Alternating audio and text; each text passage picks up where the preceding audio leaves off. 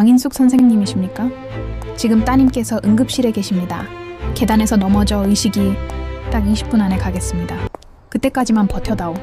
69 평생을 참아온 그녀의 인생의 가장 뜨거운 전쟁이 시작되는 순간이었습니다.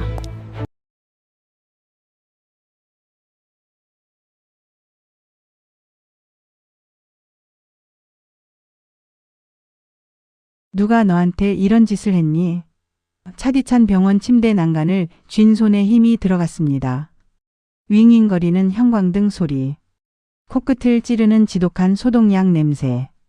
침대에 누운 딸 서희를 본 순간 제 안에 무언가가 차갑게 식어버렸습니다. 서희의 얼굴은 멍으로 뒤덮인 가면 같았습니다. 왼쪽 눈은 보라색으로 부어올라 감겨 있었죠. 가느다란 팔에는 깁스가 감겼고 목덜미에는 누군가 억지로 누른 듯한 손가락 자국이 선명했습니다. 제가 들어올 때만 해도 숨죽이고 있던 아이가 제 목소리에 결국 무너졌습니다. 엄마. 서희의 목소리가 갈라졌습니다. 영준 씨였어요. 도박에 지고 들어와서. 시어머니랑 아가씨가 저를 붙잡고 있는 동안 그 사람이. 아이는 차마 말을 맺지 못했습니다. 처음 서희를 본 순간 몰아쳤던 공포와 슬픔은 한순간에 증발했습니다. 그 자리에 남은 건 분노가 아니었습니다. 그보다 훨씬 더 차가운 무언가였습니다. 알았다. 울지 마라. 저는 조용히 말했습니다. 내가 그 인간들에게 보여주마. 인생에서 가장 큰 실수를 했다는 걸 말이다. 서희의 눈이 커졌습니다. 엄마는 안 된다며 그들이 엄마까지 해칠 거라고 저를 만류했죠. 저는 아이의 뺨을 만졌습니다. 멍들지 않은 유일한 곳이었죠. 엄마 믿어라. 그들이 생각하는 그런 할머니가 아니니까. 대체 어쩌다 이 지경이 된 걸까요? 저 특전사 간호준이 출신. 강인숙이 어쩌다 이런 금빛 감옥에 갇혀 지내게 된 걸까요? 제 딸이 서서히 망가져가는 동안. 저는 왜 눈이 멀어 있었던 걸까요? 대답은 돌덩이처럼 무겁게 제 배속을 짓눌렀습니다. 모든 건 2년 전 시작되었습니다.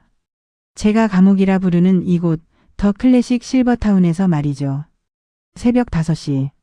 저는 1시간 전부터 깨어 있었습니다. 군대 시절부터 지켜온 루틴입니다. 벽 푸시업 20회, 윗몸 일으키기 50회. 호흡은 일정하게, 정신은 맑게 유지합니다. 제 몸은 이른을 바라보지만 결코 나약하지 않습니다. 날카롭게 날이 서 있었고 언제든 튀어나갈 준비가 되어 있었습니다. 가디건을 걸치고 있을 때였습니다. 갓 학교를 졸업한 신입 간호사 지민이 노크도 없이 들어왔습니다. 약병을 든 지민의 손이 떨리고 있었죠. 선생님. 제 목소리가 정적을 깼습니다. 지민이 움찔하며 멈춰섰네요. 그건 저혈당 환자에게 주는 메트포르민입니다. 그거 먹이면 환자 혼수 상태에 빠져요. 차트 다시 확인하세요. 지민의 얼굴이 하얗게 질렸습니다. 차트를 확인하더니 손을 더 심하게 떨더군요. 어머 정말 죄송해요 여사님. 제가 그만. 고맙다는 인사는 됐으니 사람 잡기 전에 가서 다시 확인하세요. 지민이 도망치듯 나갔습니다. 저는 그녀의 뒷모습을 보며 익숙한 무게를 느꼈습니다. 제 감옥은 방이 아니었습니다. 법적 후견인 이라는 종이 한 장이었죠. 제 남편이 죽고 남은 의부사들 민규. 그 녀석이 2년 전 저를 속였습니다. 노후를 위한 안전장치라며 모든 권한을 가져갔습니다. 저는 바보같이 그 아이를 믿었습니다. 그리고 지금 저는 여기 있습니다. 계좌는 묶였고 자유는 그 녀석의 승인 없이는 불가능합니다.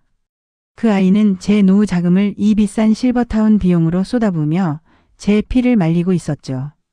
하지만 전 무력하지 않았습니다. 그저 기다리고 있었을 뿐입니다. 긴박한 전화벨 소리. 전화가 온 건 새벽 6시 15분입니다. 프런트 직원이 사과하는 표정으로 문을 두드렸죠. 여사님, 중앙병원에서 전화가 왔습니다. 따님 일인 것 같아서요. 전화를 받았습니다. 수학이 넘어 목소리는 사무적이었습니다. 강인숙 씨 되십니까? 따님이 응급실에 실려왔습니다. 계단에서 굴렀다고 하네요. 빨리 오셔야겠습니다. 계단에서 굴렀다. 그 거짓말이 너무 투명해서 모욕적으로 느껴졌습니다. 군 간호 장교 시절의 본능이 즉각 깨어났습니다. 저는 그 패턴을 너무 잘 압니다. 가정폭력 피해자들은 항상 계단에서 구릅니다. 항상 문에 부딪히고 항상 자기 발에 걸려 넘어지죠. 20분 안에 가겠습니다. 저는 전화를 끊었습니다. 하지만 문제가 있었습니다. 민규가 제 외출을 승인할 리 없었습니다. 그 녀석은 한 달에 한 번 찾아와 기름진 미소를 지으며 제 손을 두드렸죠. 제가 이런 좋은 시설에 있는 게 얼마나 행운인지 강조하면서요. 아마 제가 나가겠다고 하면 제가 혼란 상태라며 가두려들 겁니다. 저는 전화를 딱 한 통 걸었습니다. 목소리는 차분했고 단호했습니다. 빚을 청구하는 채권자의 목소리였죠. 서울중앙병원 최혁재 원장 연결해. 거칠고 나이든 바리톤의 목소리가 들렸습니다. 최혁재입니다. 혁재야, 나 강인숙이다. 침묵이 흘렀습니다.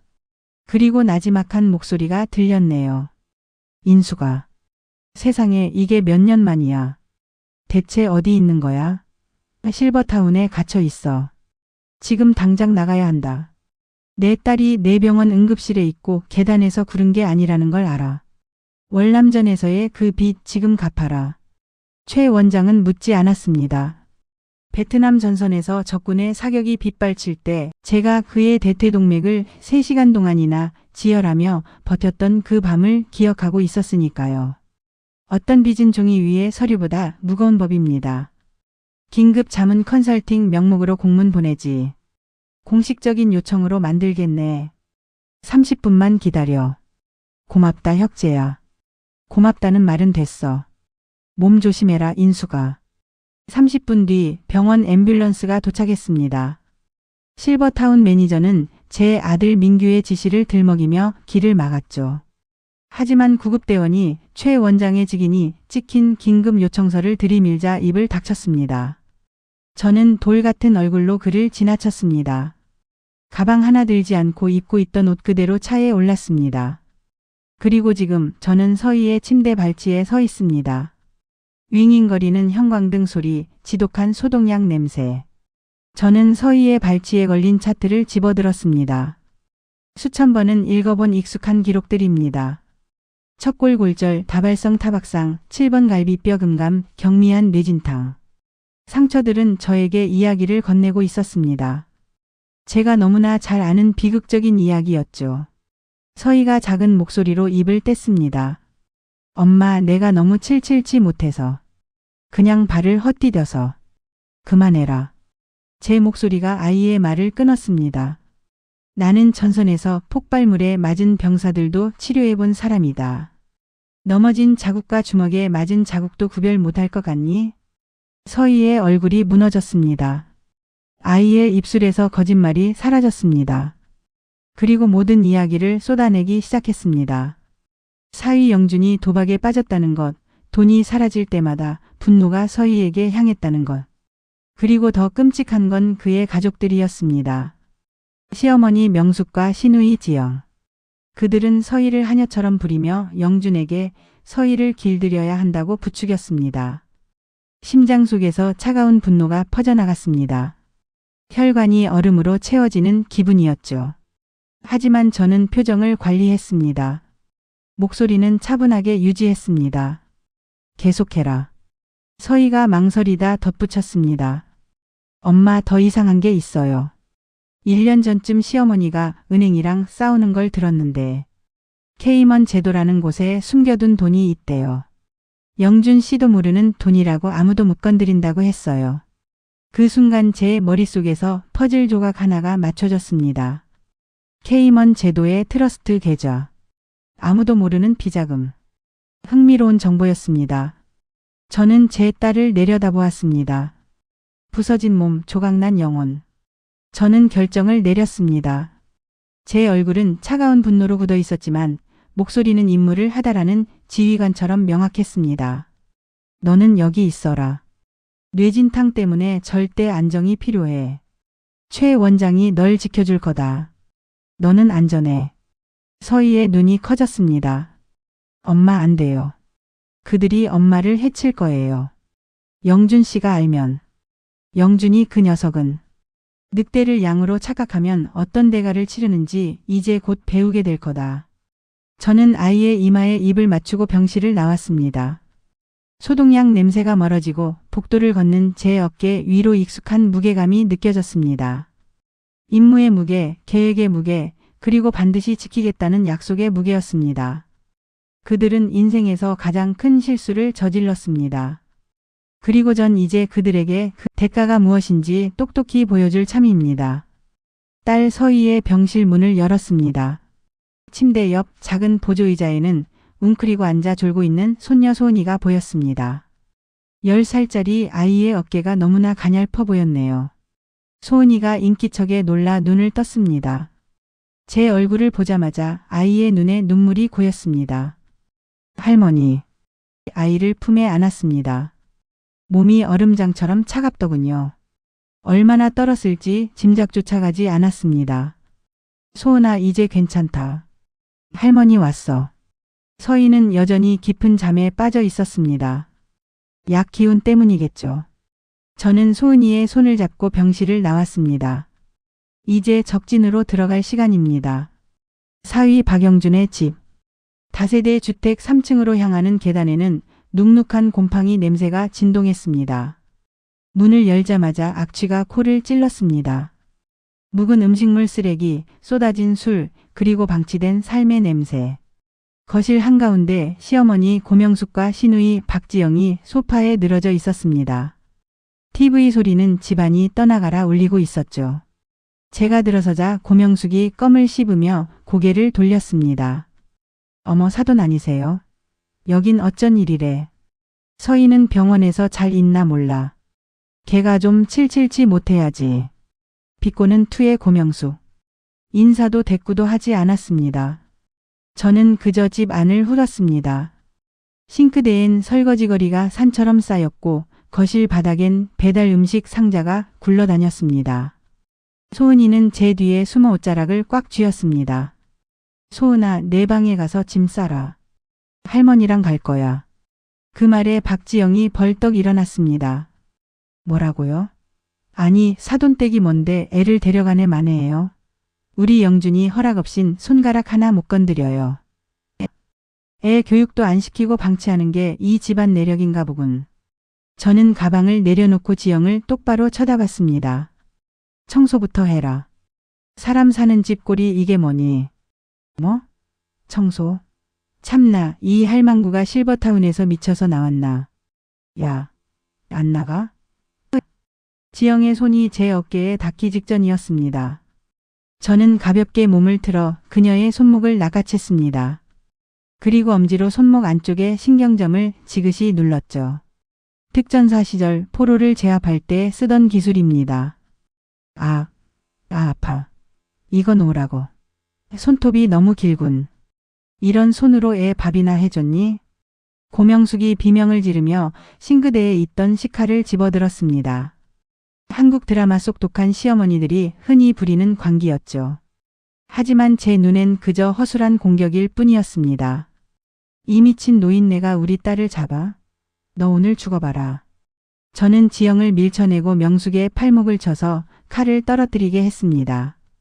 칼이 바닥에 쨍그랑하며 떨어졌습니다. 저는 그대로 명숙의 멱살을 잡고 벽으로 밀어붙였습니다. 칠순 노인의 힘이라고는 믿기지 않는 속도였죠. 고명숙 씨. 내 딸 얼굴 그렇게 만든 거 박영준이랑 당신, 그리고 저기 있는 당신 딸이지? 명숙의 눈동자가 흔들렸습니다. 무슨 소리야. 걔가 혼자 구른 거지. 거짓말 마. 나 간호장교 출신이야. 사람 몸만 봐도 알아. 내 아들이 때릴 때 너희는 붙잡고 있었지. 그게 얼마나 추악한 짓인지 가르쳐주마. 저는 명숙을 놓아주었습니다. 대신 식탁 위에 놓인 낡은 골프채를 집어들었죠. 박영준의 물건인 모양입니다. 소은아, 귀 막고 방에 들어가 있어라. 소은이가 방으로 뛰어들어가는 소리를 확인한 뒤 저는 골프채를 양손으로 잡았습니다. 그리고 무릎을 이용해 그대로 깡 소리가 나도록 꺾어버렸습니다. 쇠 막대기가 종이장처럼 휘어버렸네요. 고명숙과 박지영은 입을 벌린 채 얼어붙었습니다. 이 집 오늘부터 내가 접수한다. 방영준 들어올 때까지 청소해라. 바닥에 머리카락 하나 보이면 그땐 이 골프채처럼 만들어주마. 두 여자는 겁에 질려 청소기를 돌리고 걸레질을 시작했습니다. 제압은 완료되었습니다. 하지만 이건 시작일 뿐입니다. 진짜 문제는 곧 들어올 사위 박영준이었죠. 오후 7시 현관문이 거칠게 열렸습니다. 술 냄새와 담배 냄새를 풍기며 박영준이 들어왔습니다. 거실이 깨끗해진 걸 보고 눈을 가늘게 뜨더군요. 뭐야? 엄마 청소했어? 근데 이 할망구는 왜 여기 있어? 인숙은 소파에 앉아 정물화처럼 가만히 그를 응시했습니다. 왔니, 박서방? 아, 장모님? 실버타운에서 쫓겨났어요. 왜 남의 집 안방을 차지하고 난리야? 서희 그녀는 어디 갔어? 밥도 안 차려놓고. 영준이 비틀거리며 제 앞으로 다가왔습니다. 술에 취해 초점이 풀린 눈. 제 딸을 짓밟은 그 더러운 발. 인숙은 천천히 일어났습니다. 서희는 병원에 있다. 내가 보냈지? 아, 그 얘기하러 왔어? 걔가 좀 맞아야 정신을 차리지. 돈 좀 해오라니까 말도 안 듣고. 장모님 돈 많잖아. 좀 내놓으라고. 저는 영준의 손을 쳐내고 그의 명치를 정확히 가격했습니다. 억소리도 못 내고 영준이 바닥에 고꾸라졌습니다. 저는 그의 머리채를 잡아 올렸습니다. 박서방. 군대에선 이런 놈들을 뭐라고 부르는지 아니? 아우. 이 할망구가 쓰레기라고 부른다. 그리고 쓰레기는 분리수거를 해야지. 저는 영준을 화장실로 끌고 갔습니다. 명숙과 지영은 구석에서 비명을 지르며 구경만 할 뿐이었습니다. 저는 영준의 얼굴을 변기 속에 처박았습니다. 내가 한 짓 그대로 돌려받는 거야. 고통스럽니다. 내 딸은 이것보다 100배는 더 아팠을 거다. 영준이 허우적거리며 살려달라고 빌었습니다. 저는 차갑게 그를 내려다봤습니다. 이제 시작이야. 내 어머니가 숨겨둔 돈, 그리고 내가 저지른 범죄. 하나하나 다 토해내게 해줄 테니까. 거실은 다시 고요해졌습니다. 영준은 화장실 바닥에 널브러져 있고 명숙과 지영은 안방에 숨어 숨소리조차 내지 못했습니다. 소은이는 제 무릎을 베고 잠이 들었습니다. 창밖을 보며 생각에 잠겼습니다. 사위 놈을 때려 눕히는 건 쉽습니다. 하지만 법적인 굴레, 그리고 저 독사 같은 시어머니가 숨겨둔 케이먼 제도의 비자금. 그걸 어떻게 뺏어와야 서희와 소은이가 평생 발 뻗고 살 수 있을까요? 제 아내 전략가가 속삭였습니다. 함정을 파야 한다. 그들이 스스로 무덤을 파게 만들어야 합니다. 인숙은 어둠 속에서 차가운 미소를 지었습니다. 복수는 이제 전술의 영역으로 넘어왔습니다. 서희야, 조금만 기다려라. 엄마가 다 되돌려 놓을게. 소은이의 머리를 쓰다듬으며 인숙은 다짐했습니다. 이 지옥 같은 집구석을 완전히 불태워버리고 그 제 위에서 새로운 삶을 지어 올리겠노라고. 거실의 공기는 얼음장처럼 차가웠습니다. 제압당한 박영준은 거실 구석에서 짐승 같은 숨소리를 내뱉고 있었죠. 고명숙과 박지영은 안방 문틈으로 저를 노려보며 속닥거렸습니다. 칠순 노인 한 명에게 집안이 장악당했다는 사실이 그들에겐 도저히 믿기지 않는 굴욕이었을 겁니다. 하지만 전 알고 있었습니다. 이건 일시적인 정지 상태일 뿐입니다. 적들은 더 비열한 전술을 준비하기 마련이죠. 한국의 법은 때로 가해자의 뻔뻔함 앞에 무력하니까요. 제가 힘으로 그들을 누를수록 그들은 제가 미쳤다거나 폭력적이다라는 프레임을 씌워 저를 다시 실버타운에 가두려들 겁니다. 밤이 깊었을 때 안방에서 은밀한 대화가 새어나왔습니다. 엄마, 저 노인네 진짜 미친 거 아니야? 우리 영준이 얼굴 좀 봐. 저거 그냥 두면 안 돼. 걱정 마라. 내일 날 밝자마자 사설 구급차 부를 거다. 민규한테 전화해서 어머니 망상증이 심해져서 사람 잡겠다고 하면 그놈이 알아서 처리할 거야. 저는 어둠 속에서 그 소리를 들으며 차갑게 웃었습니다. 전형적인 방식이네요. 저를 사회적으로 매장하고 다시 감옥으로 보내려는 계획. 하지만 그들은 결정적인 실수를 했습니다. 제가 군에서 배운 건 단순한 타격술만이 아닙니다. 상대의 심리를 이용해 스스로 무덤을 파게 만드는 심리 전술이 제 전공이었죠. 아침이 밝았습니다. 고명숙이 웬일인지 정중하게 찻잔을 내밀더군요. 사돈, 어제는 저희가 신뢰가 많았어요. 화해의 의미로 귀한 한방차 좀 다렸습니다. 이거 드시고 기운 좀 차리세요. 찻잔에서 올라오는 향은 구수했지만 끝맛에 비릿한 화학약품 냄새가 섞여 있었습니다. 수면제였죠. 저를 잠재워 구급차에 실어보낼 속셈이었습니다. 저는 찻잔을 물끄러미 바라보다 입을 뗐습니다. 고 여사. 당신 남편이 죽기 전에 마카오 계좌에 숨겨둔 돈, 그거 박서방도 모른다면서요. 명숙의 얼굴이 흑빛으로 변했습니다. 무슨 자다가 봉창 두드리는 소리야. 돈이라니? 서희가 다 들었다더군요. 케이먼 제도 트러스트 계좌. 박서방 도박빚 갚아줄 돈은 없어도 당신 노후 자금은 넉넉히 챙겨두셨나 봐요. 이건 제 도박이었습니다. 서희가 어렴풋이 들었다던 이야기를 확신으로 바꿔던진 미끼였죠. 명숙의 흔들리는 눈동자를 보니 제 짐작이 맞았습니다. 15억. 그 돈이 이 비극의 핵심이었습니다. 그때였습니다. 사설 응급구조사 3명이 들이닥쳤습니다. 명숙이 미리 불러둔 자들이었죠. 이분입니까? 망상증이 심해서 가족을 공격한다는 분이? 인숙은 당황하지 않았습니다. 대신 미리 켜둔 핸드폰의 녹음 버튼을 확인했죠. 김 경사님 들어오시죠. 뒤따라 들어온 건 어제 만났던 김상호 경사였습니다.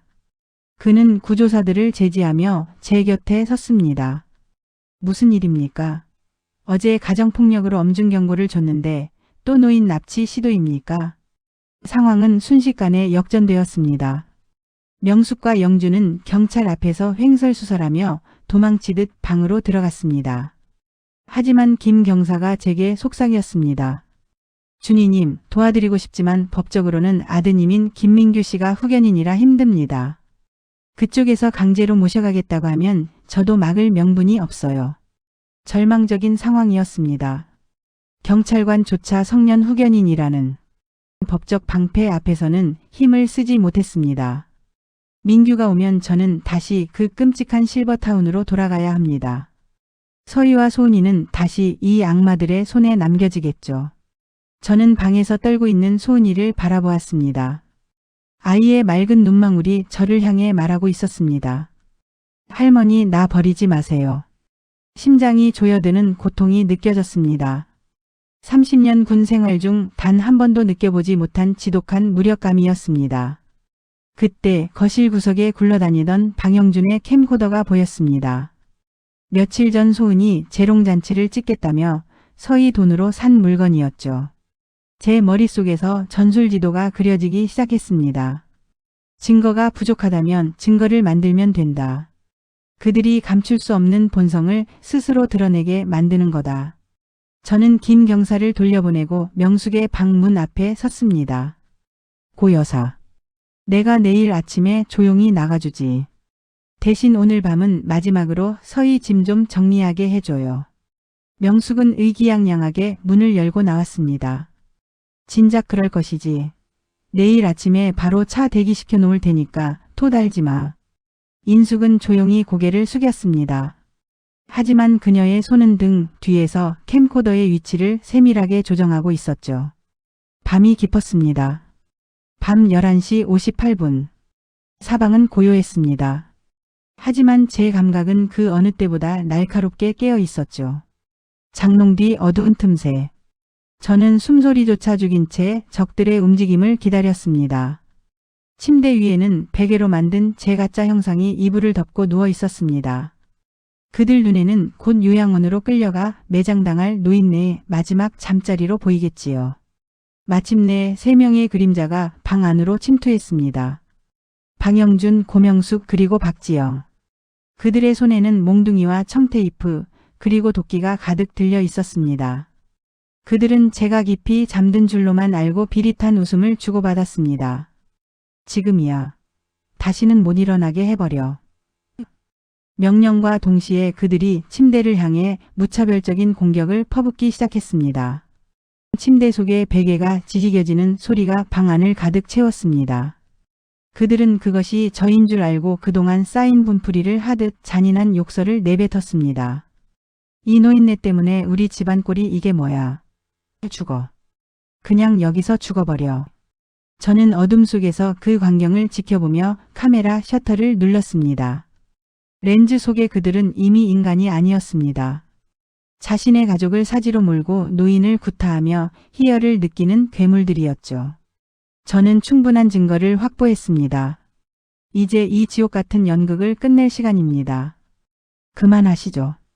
세 사람은 일제히 멈췄습니다. 빛에 적응하지 못한 눈을 비비며 그들이 바라본 곳은 침대가 아니었습니다. 방 구석 카메라를 든 채 자신들을 응시하고 있는 저였습니다. 그들이 방금까지 몽둥이로 내려친 것은 손 뭉개진 베개 조각들이었습니다. 어떻게 내가 거기 있어? 당신들이 몽둥이로 내려친 건 제 몸이 아니라 당신들의 마지막 양심입니다. 저는 핸드폰을 들어보였습니다. 이 영상 방금 실시간으로 경찰서와 클라우드에 전송되었습니다. 특수폭행 및 살인 미수. 이제 변명의 여지는 없겠군요. 상황은 순식간에 정리되었습니다. 미리 연락해둔 김상호 경사가 대기하고 있었죠. 현행범으로 체포되는 그들의 뒷모습은 처참했습니다. 박영준은 수갑이 채워지는 순간에도 제게 욕설을 퍼부었지만 인숙은 대꾸하지 않았습니다. 대신 겁에 질려 방에서 나온 손녀 소은이를 안아주었습니다. 할머니 무서워요. 소은아 이제 다 끝났다. 이 사람들은 이제 다시는 우리 소은이 힘들게 못해. 할머니가 약속했지. 며칠 뒤 저는 병원에서 퇴원한 서희와 함께 변호사 사무실을 찾았습니다. 고명숙이 숨겨둔 케이먼 제도의 비밀 계좌 단서를 들고서 말이죠. 서희는 여전히 몸이 좋지 않았지만 눈빛만은 단단해져 있었습니다. 엄마 저 이제 도망 안 쳐요. 소은이를 위해서라도 강해질 거예요. 그래 서희야. 그게 엄마가 너를 구한 이유다. 내가 내 발로 설 수 있게 도와주는 것. 인숙은 서희의 손을 꼭 잡았습니다. 한국의 어머니들은 자식을 위해 평생을 희생하며 살지요. 하지만 진정한 희생은 자식을 대신해 싸워주는 것이 아니라 자식이 스스로 싸울 수 있는 무기를 쥐어주는 것임을 인숙은 이번 일로 깨달았습니다. 하지만 여전히 큰 장벽이 남아 있었습니다. 바로 양아들 민규였습니다.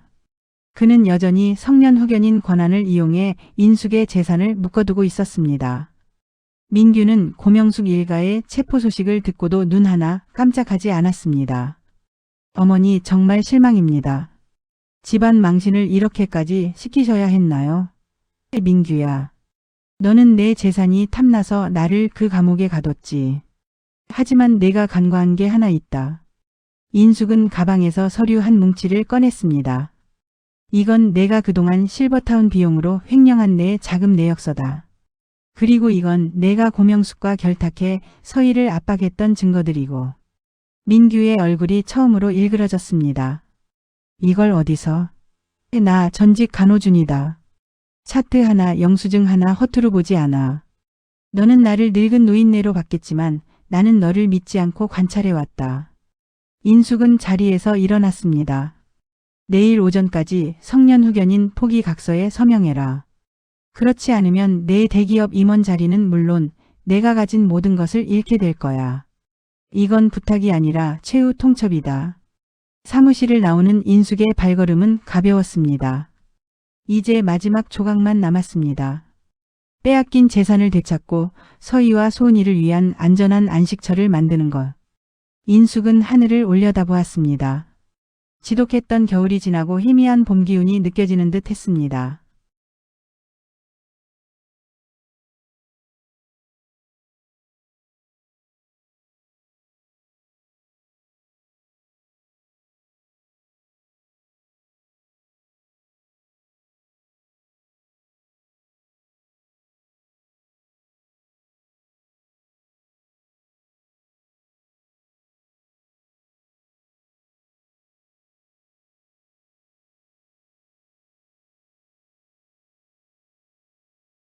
모든 전쟁은 끝이 납니다.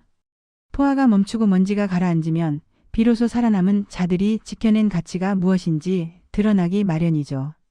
저 강인숙의 제70년 전장도 이제 마지막 결말을 향해 달려가고 있었습니다. 고명숙 일가의 구속과 민규에게 던진 최후 통첩. 그 결실이 맺어지는 날이 밝았습니다. 성년 후견인 해임 소송의 마지막 심리기일이었습니다. 양아들 민규는 끝까지 여유를 잃지 않으려 노력했습니다. 비싼 정장을 차려입고 변호인단 뒤에 숨어 저를 망상증 환자로 몰아세웠죠. 하지만 그는 하나만 알고 둘은 몰랐습니다. 진실은 화려한 말솜씨가 아니라 견고한 증거로 증명된다는 사실을요. 강인숙 씨, 본인의 정신 상태가 정상이라고 주장하십니까? 저는 법대를 똑바로 응시했습니다. 목소리는 떨리지 않았습니다. 저는 실버타운에서 의료사고를 막았습니다. 제 딸을 폭력의 구렁텅이에서 구출했고 범죄자들을 법의 심판대에 세웠습니다. 만약 이것이 망상이라면 대한민국의 모든 어머니는 망상가일 것입니다.